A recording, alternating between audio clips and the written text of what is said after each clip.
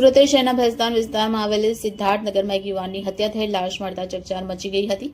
સૂત્રોના જણાવ્યા મુજબ તુફાન રાઉતની હત્યા કરવામાં આવી હોવાનો શંકાસ્પદ બનાવ છે અને તેનું મૃતદેહ શંકાસ્પદ હાલતમાં મળી આવ્યું છે। ઘટનાની જાણ થતાં જ ભેસ્તાન પોલીસ તાત્કાલિક ઘટનાસ્થળે પહોંચી ગઈ હતી। સાથે સાથે ઉચ્ચ પોલીસ અધિકારીઓએ પણ ઘટનાસ્થળની મુલાકાત લીધી હતી અને પૂરતી માહિતી મેળવી આગળની કાર્યવાહી હાથ ધરી છે। હત્યા પાછળનું સાચું કારણ અને હત્યારા કોણ છે તેની તપાસ શરૂ કરવામાં આવી છે। પોલીસ દ્વારા આસપાસના સીસીટીવી ફૂટેજ મેળવવાની પ્રક્રિયા શરૂ કરી છે અને આસપાસ રહેતા લોકોના નિવેદન પણ લેવામાં આવી રહ્યા છે।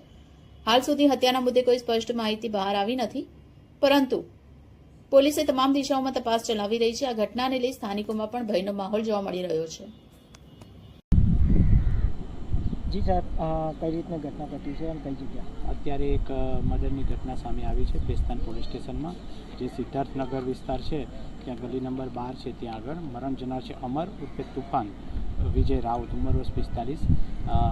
એને અત્યારે કોઈ અજાણ્યા માણસોએ એને હત્યા કરેલી છે। અત્યારે અમારી તપાસ ચાલે છે।